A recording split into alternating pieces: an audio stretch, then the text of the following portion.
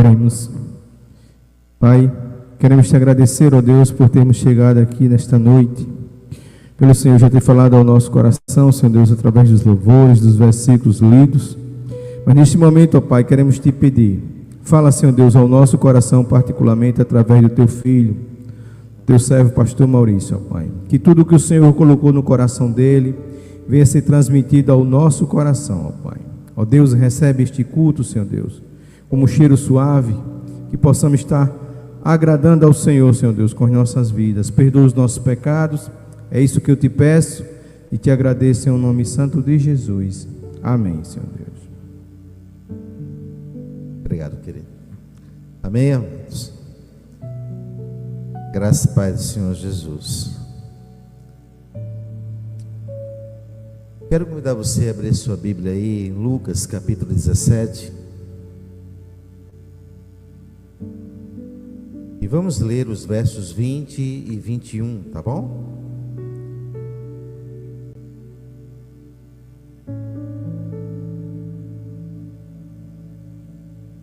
Essa mensagem que eu vou estar pregando hoje, ela está dividida em duas partes, tá? Eu dividi para não ficar muito comprida. Então vamos estar pregando a primeira parte e na próxima quarta encerrando com a segunda parte. Lucas capítulo 17, versos 20 e 21. Quem achou aí? Todos acharam? Amém? Amém ou não? A palavra de Deus vai nos dizer assim: interrogado pelos fariseus sobre quando viria o reino de Deus, Jesus lhes respondeu: não vem o reino de Deus com visível aparência. Diga assim: não vem o reino de Deus com visível aparência. Nem dirão: ei-lo ali, ou lá está, porque o reino de Deus está dentro de vós. Diz assim: porque o reino de Deus está dentro de mim. Oremos. Pai bendito e amado, nesse momento, Senhor, nós nos rendemos à tua santa palavra e pedimos que venha nos ensinar mais uma vez. Perdoe os nossos pecados e aplica a tua palavra nos nossos corações. Oramos, ó Deus, em um nome poderoso de Jesus. Amém. Amém? Então, nós vamos pensar nessa noite sobre um tema que eu me sinto bem em falar. Eu gosto de pensar sobre isso, porque eu tenho buscado viver isso, e a igreja precisa buscar viver isso. A realidade do reino de Deus.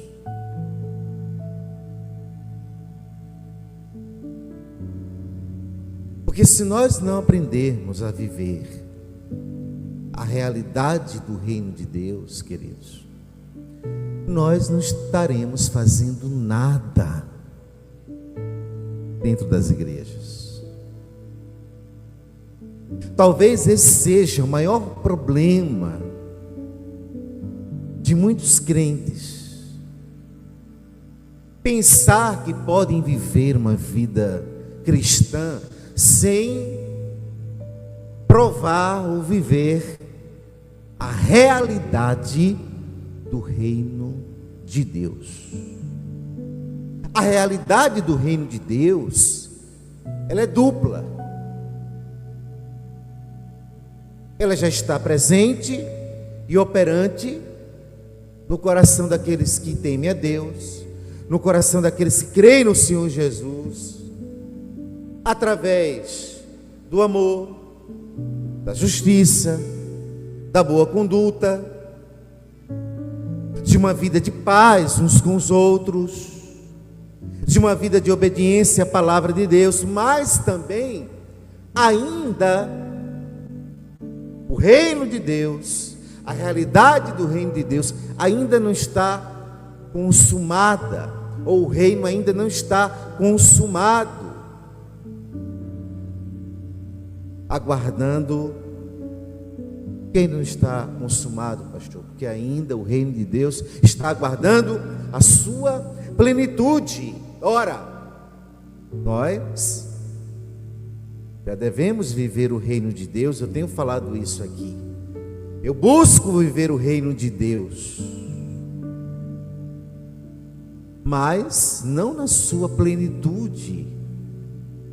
Mas nós já podemos desfrutar. Nós queremos nessa noite que você pense nisso, que você pode desfrutar, que nós, a igreja do Senhor, podemos e devemos desfrutar da realidade do reino de Deus, aguardando essa plenitude da futura, ou na futura vinda definitiva do Senhor Jesus Cristo.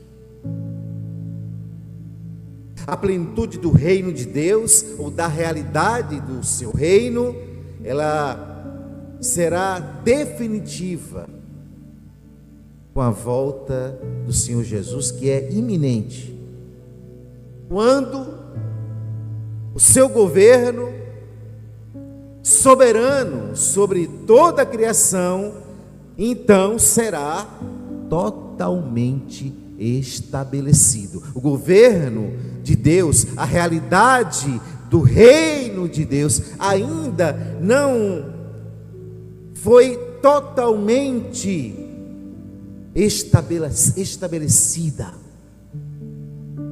mas nós podemos viver essa realidade, e Deus, o Senhor, quer que você viva, que eu viva, que a sua igreja nesta terra viva a realidade do reino de Deus. Sabe por quê? Porque essa realidade é para crente. Essa realidade não é apenas para um evangélico ou uma evangélica, não. Essa realidade é para quem já nasceu de novo. É para quem já carrega, para quem traz dentro de si o Espírito Santo, para quem é habitação do Espírito. Quem está me entendendo? Amém? Se você é habitação do Espírito, você que está em casa, porventura, nos acompanhando, é habitação do Espírito, precisa viver essa realidade do reino de Deus. E a gente vive isso com zelo pelo reino, com amor pelo reino, sacrificando pelo reino, investindo a vida, o tempo, as finanças no reino, se deixando ser governado por Deus. Quantos estão se deixando governar por Deus? Amém, aleluia. Essa é a realidade. Nos evangelhos, Jesus utiliza o termo, no grego, basileia toutel. Basileia toutel quer dizer reino de Deus, mas com flexibilidade.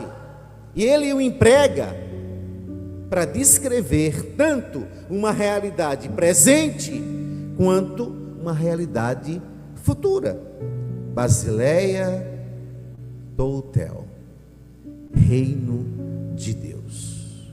E no texto que nós lemos, por exemplo, o Senhor Jesus, ele está indicando que o reino, ele já está operante de forma oculta nos corações e nas vidas da gente. Que o reino de Deus opera de uma forma oculta, de uma forma,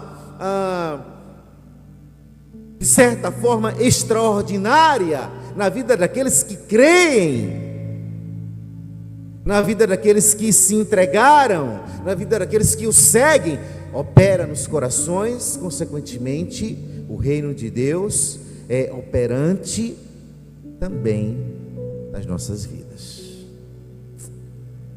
Essa presença, ela é uma manifestação espiritual, onde as qualidades, preste atenção nisso, essa realidade do reino de Deus na minha vida e na sua vida, traz a presença, ou é a manifestação da presença espiritual, onde as qualidades e os valores de Deus são realizados nessa terra. Agora, paralelamente, o Senhor Jesus também fala do reino como algo que está por vir. E aí ele está falando, quando ele fala sobre isso, Basileia, Toteus, reino de Deus, essa plenitude escatológica, plenitude futura, onde a vontade de Deus será realizada completamente. Nós não podemos viver o reino de Deus na sua plenitude ainda, mas já podemos desfrutar um pouco dele, porque ele habita dentro da gente. Amém? Não vem o reino de Deus com visível aparência, nem dirão, ei-lo ali, ou lá está, porque o reino de Deus está dentro de vocês, ou está dentro de vós. Diga assim: o reino de Deus habita em mim, está dentro de mim. Aleluia. Mas o que é o reino de Deus? A gente já falou um pouquinho aqui. O reino de Deus, ele pode ser definido como o governo soberano de Deus sobre toda a criação. Isso é o reino de Deus. É o governo soberano de Deus sobre toda a criação. Por isso que ainda nós só podemos viver um pouco dessa realidade. Nós podemos viver, porque ainda Deus não governa soberanamente em toda a criação, embora Ele tem todo o controle, Ele tem todo o poder. Não estamos falando disso, estamos falando da capacidade das pessoas se renderem à realidade do reino de Deus, dentro e fora das igrejas. Olha aqui para mim. Se ainda não está vivendo, comece a viver a realidade do reino de Deus. Amém? Você pode dizer amém? Então, o reino de Deus é esse governo sobre toda a criação, soberano. Olha aqui, especialmente na rendição do seu povo. O seu povo só vai viver, o povo de Deus, nós só vamos viver essa realidade quando realmente nos rendermos, estamos rendidos, Deus ver em nós corpo, alma e coração e mente rendidos à sua vontade. Ele é promessa futura. E essa tensão entre o já e o ainda não é fundamental para nós entendermos a mensagem do reino de Deus. Nós precisamos entender, queridos, e queridas, a mensagem do reino de Deus. E a gente só entende a mensagem do reino de Deus através do Evangelho, das boas novas do reino de Deus. Dificilmente, embora ele nos retrata, ele é uma sombra, o Antigo Testamento vai nos trazer uma visão clara do reino de Deus. Mas ele traz. Mas a visão clara do reino de Deus está nos evangelhos. Você está entendendo? Amém ou não? Por quê, pastor? Porque o evangelho é a palavra de boa nova, são as boas notícias de quê? Do reino de Deus. Do reino de Deus. Então, o reino já está presente. E pensando sobre o reino presente, a gente vai pensar o reino de Deus como na sua inauguração. O reino de Deus, ele foi inaugurado com a vinda de Jesus. Amém? Onde é que a gente vê isso? Em Marcos 1,15. Olha o que diz. Jesus declara: o tempo está cumprido. Tempo está cumprido. E o reino de Deus está próximo. Arrependei-vos e crede no Evangelho. Inauguração do reino de Deus com a vinda de Jesus. Mas também através dos seus milagres, dos seus ensinos, das suas obras. Jesus também demonstrou que o reino já está operando na terra, dentro dos corações, dentro das pessoas. Amém? O poder do reino, ele é visto na libertação dos cativos, na cura dos enfermos, na restauração dos marginalizados. É para isso, ou é nisso que a gente vê o reino de Deus? Foi para isso que o Evangelho veio a ser anunciado. Foi para isso que o reino de Deus foi inaugurado.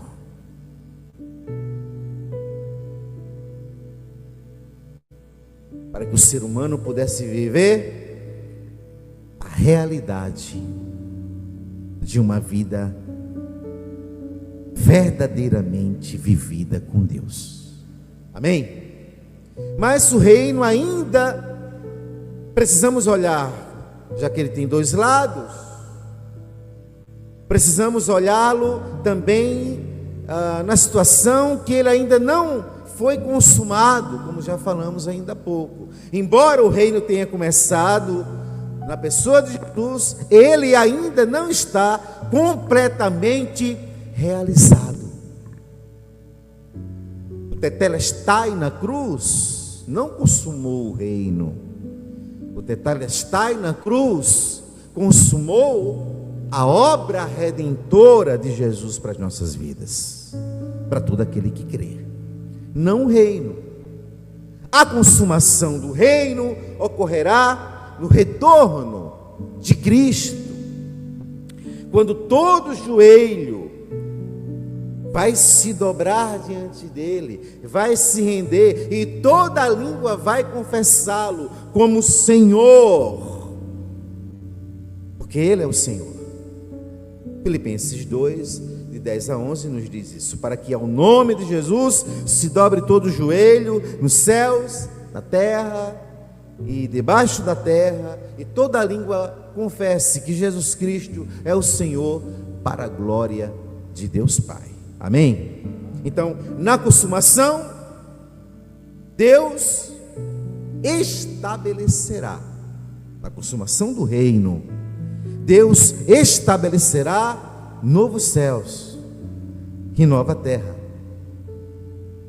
onde não haverá mais dor, onde não haverá mais pecado, onde não haverá mais morte. Apocalipse 21, verso 1 ao 4, vai nos dizer: e vi novo céu e nova terra, pois o primeiro céu e a primeira terra passaram. Nós estamos nela, olhamos às vezes para Ele, para o primeiro céu e para a primeira terra, mas já estamos vivendo o reino de Deus. Amém?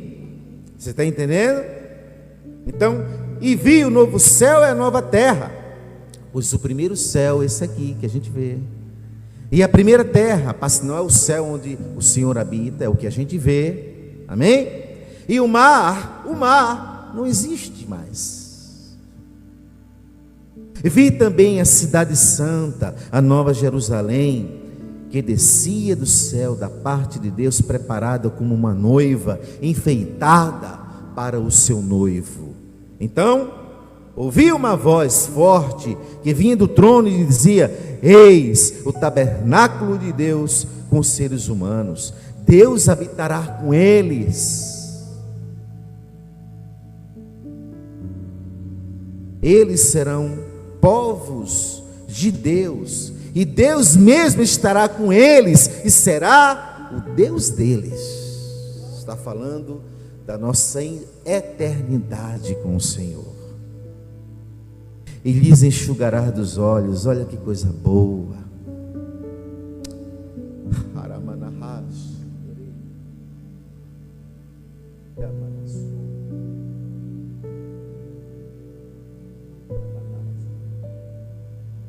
Que coisa boa, irmãos. Veja isso. Eis o tabernáculo de Deus, e Ele lhes enxugará dos olhos toda a lágrima. Aleluia. Quantos de nós temos chorado em meio às angústias, às tristezas, aos lamentos. Tantas lágrimas têm escorrido dos meus olhos e dos seus olhos, mas nós continuamos firmes aos pés do Senhor, porque estamos vivendo a realidade do reino de Deus, que está acima de tudo e de qualquer coisa. É esse evangelho que Jesus quer que a gente viva, que Jesus quer que a gente pregue. É andar nessa dimensão, a dimensão de que nós entendemos e sabemos que um dia todas as nossas lágrimas serão enxugadas, já não existirá mais morte, não haverá mais luto, nem pranto, nem dor, porque as primeiras coisas, é isso aqui que a gente está vivendo, é esse momento que a gente está vivendo, são as primeiras coisas, André, as primeiras coisas, elas passaram, mas para nós,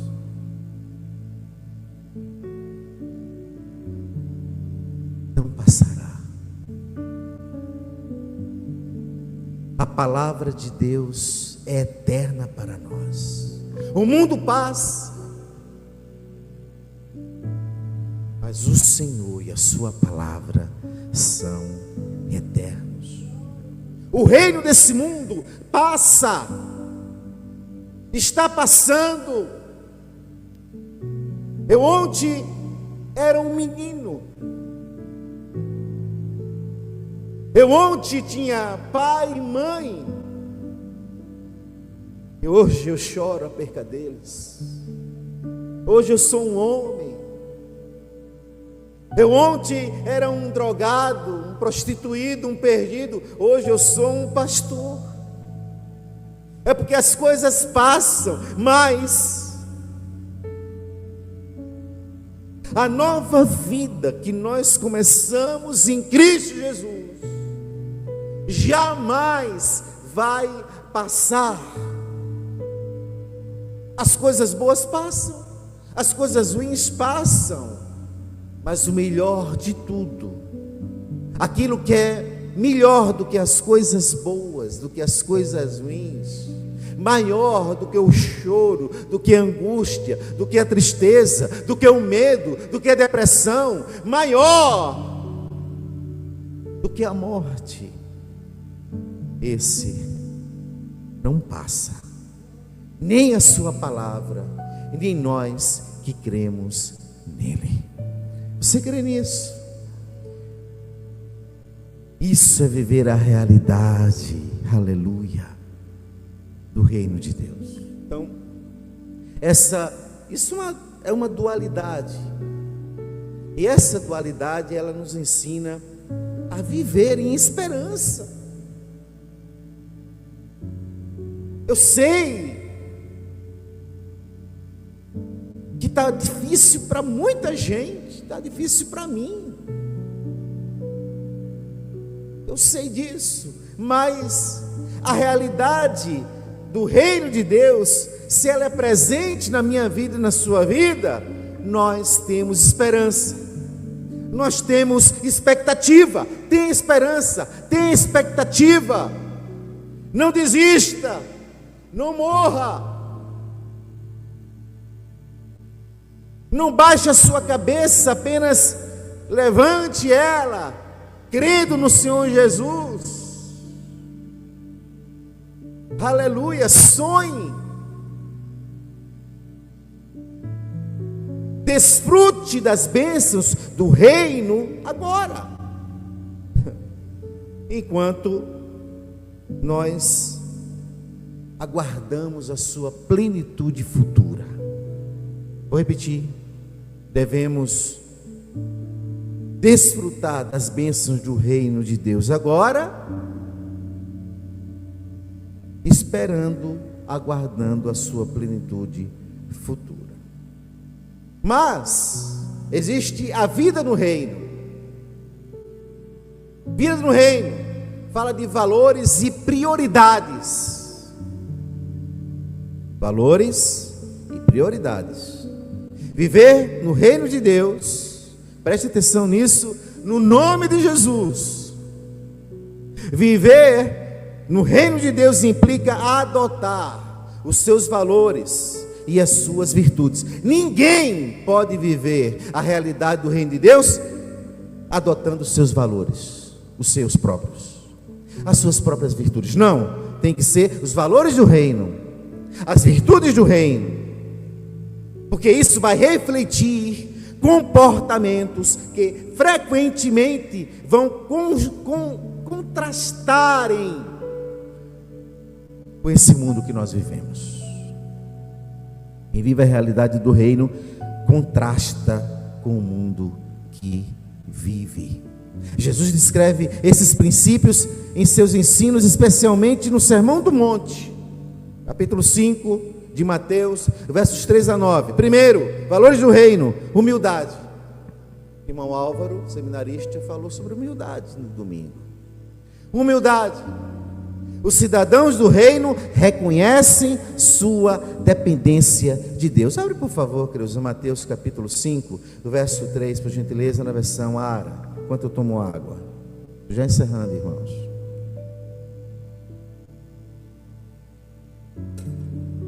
Mateus 5, verso 3, versão RA, para o pessoal acompanhar aí. Bem-aventurados os homens, os humildes de espírito, porque deles é o reino dos céus.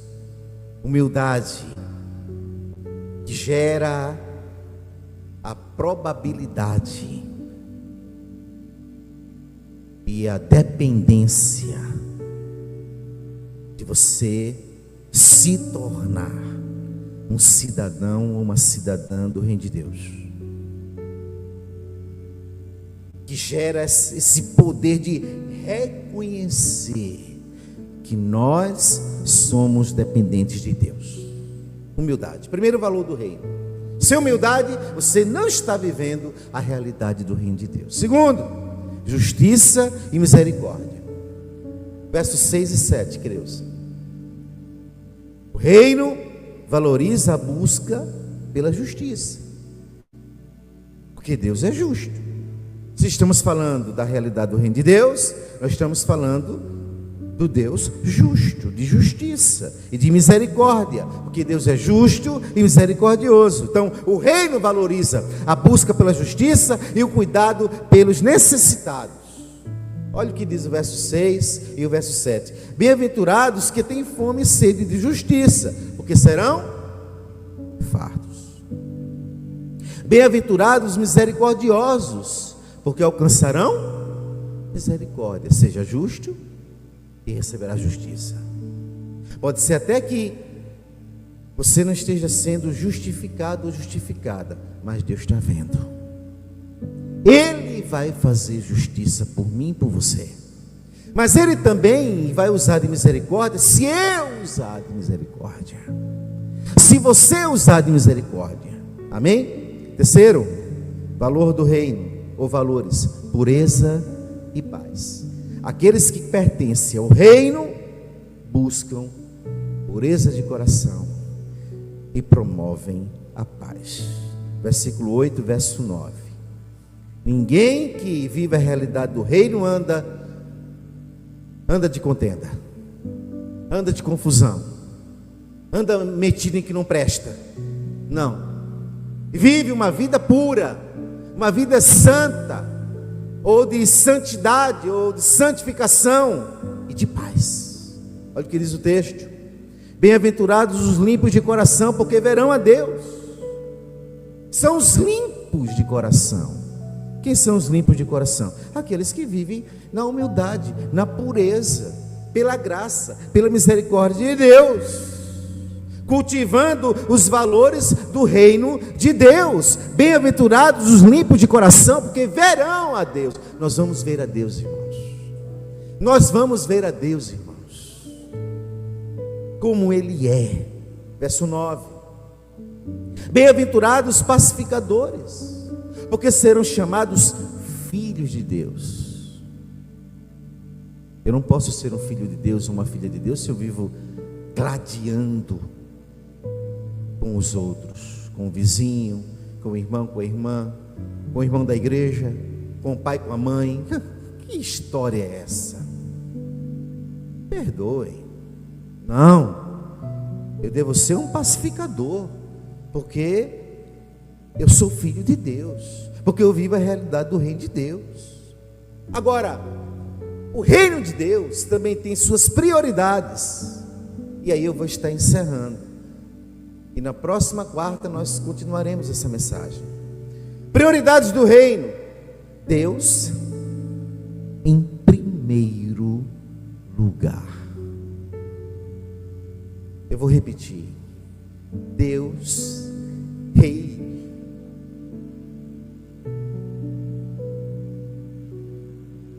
Deus em primeiro lugar, irmãos. Eu vou repetir. Deus em primeiro, para você que está nos assistindo, Deus em primeiro lugar. Mateus 6, verso 33. Coloca aí, Cleusa, por favor. Eu poderia citá-lo, mas eu vou colocar para vocês acompanharem. 6,33. Deus em primeiro lugar. O reino nos chama, o reino de Deus nos chama a buscar primeiro o governo dele para as nossas vidas, o governo dele e a sua justiça, confiando confiando que todas as outras nossas necessidades serão supridas. É o que diz o texto. Olha o que diz o texto: buscai, pois, em primeiro lugar o seu reino e a sua justiça, e todas as outras coisas, ou estas coisas que ele vai falar em todo o restante, nos capítulos anteriores, vos serão. Sabe por que muita gente não tem as outras coisas, ou estas coisas acrescentadas? Porque não prioriza o reino. Se tem um pecado que a igreja tem cometido, irmãos, e isso me entristece, isso me deixa angustiado, é a falta da prioridade no reino de Deus, ou ao reino de Deus. Busque em primeiro lugar o reino, porque isso é prioridade do reino. Se você quer viver a realidade do reino de Deus. Segunda prioridade: serviço ao próximo. Ora, nós não estamos aqui para sermos servidos, queridos. Sabe por quê? Porque o Senhor Jesus disse para os seus discípulos: se vocês quiserem ser grandes, maiores, vocês precisam fazer como eu. Vocês precisam ser servos, servirem. Quem lembra disso? Amém ou não? Serviço ao próximo. A grandeza no reino de Deus é diferente do que aqui na terra. Os maiorais da terra, eles são servidos, eles sentam nos melhores lugares, eles são adorados, eles são ovacionados. Mas no reino de Deus, o maioral, aleluia, ele é servo de todos. O maioral,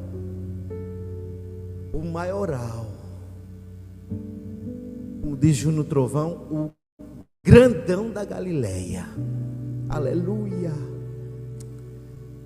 ele se fez servo. Ele se fez servo, irmãos, servo dos servos, porque ele lavou os pés dos discípulos. Foi algo tão extraordinário que os discípulos, tão inusitado, que os discípulos ficaram pasmados. Pedro nem queria, mas depois entendeu. Marcos Creuza, por favor, capítulo 10. A grandeza do reino é medida pelo serviço, não pelo status. Versos 43 ao 45. Não queira servir ao Senhor e pense em ser grande no reino de Deus pelo status ou pelos status. Não. É pelo serviço. O serviço aqui é mordomia, voluntariedade.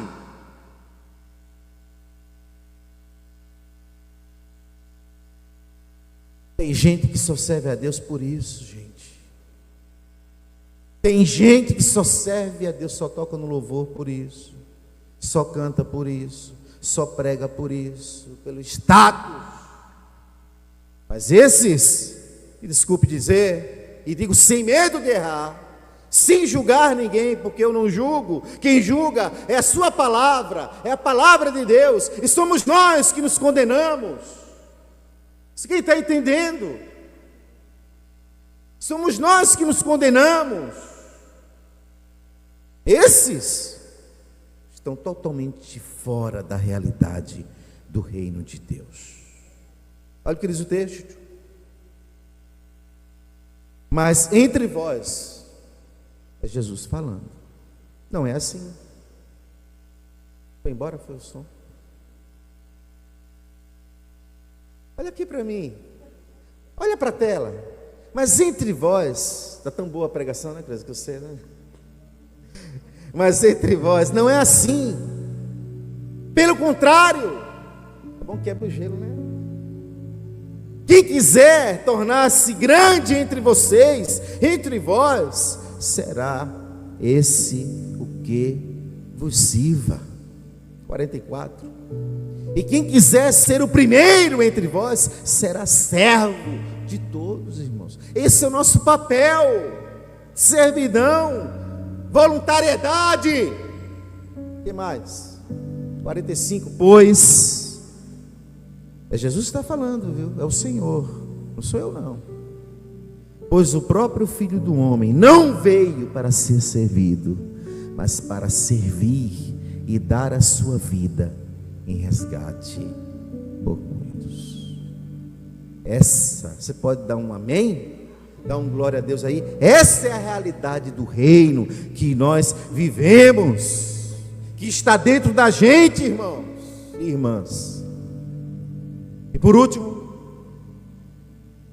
uma última prioridade do reino: tesouros eternos. Os cidadãos do reino, que somos nós, acumulam tesouros no céu, não é na terra. E isso acontece quando a gente coloca o nosso coração nas coisas de Deus. Ninguém vai acumular tesouro no céu se não colocar o seu coraçãozinho, se o seu coração não estiver nas coisas de Deus. E já começa pela primeira prioridade que nós falamos aqui: colocar Deus e o seu reino e a sua justiça em primeiro lugar. Amém? Mateus 6, queridos, 19 ao 21, por favor. Quero convidar você a ficar de pé. Não acumuleis para vós outros tesouros sobre a terra, onde a traça e a ferrugem corroem, e onde ladrões escavam e roubam. Mas ajuntai para vós outros tesouros no céu. Aleluia. Onde traça nem ferrugem corroem, e onde ladrões não escavam, nem roubam. Porque onde está o teu tesouro, aí estará também o teu coração. O meu tesouro é a minha salvação em Cristo Jesus. O meu tesouro, eu não sei o seu, é o reino dos céus. O meu tesouro é estar na presença do Senhor Jesus. O meu tesouro, espero que seja o seu, é ter herdado o reino de Deus, como filhos adotados por Ele, na pessoa de Jesus.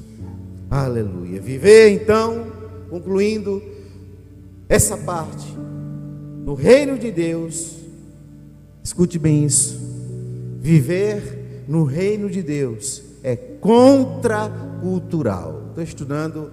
Estudei semestre passado antropologia cultural. É bom, mas é totalmente anticultural o evangelho, né?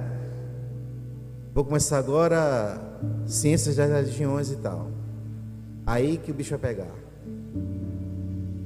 Mas por isso que a gente está falando isso: viver no reino de Deus é contra a cultura do mundo, é viver contra a cultura do mundo. Ele, o reino, nos desafia. Olha o desafio do reino para nós: abandonarmos a mentalidade egoísta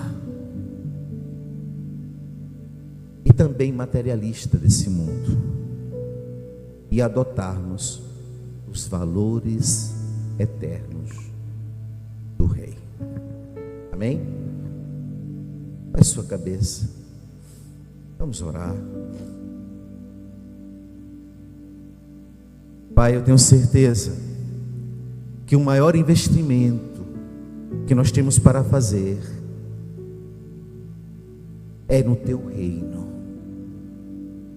é buscarmos viver a realidade do reino de Deus. Por isso, nós agradecemos pela tua santa palavra e pedimos que o Senhor venha nos encher cada vez mais do teu Santo Espírito, porque é Ele que nos dá o desejo e o prazer de vivermos a realidade do teu reino, de buscarmos o teu reino, de estarmos vigilantes, não como aquelas virgens nércias, mas como as virgens que estavam atentas, com as candeias acesas, com as candeias cheias de óleo, mesmo com o tempo que passou apagada, mas tinha óleo, tinha óleo, tinha óleo na candeia, tinha azeite na candeia, mas as nércias não tinham e ficaram de fora. Não tinham porque não estavam vivendo a realidade do reino de Deus. Ó Senhor, te peço por mim e pela tua igreja neste lugar, nos ajuda a vivermos a realidade do teu reino, no nome de Jesus. Amém? Podeis sentar.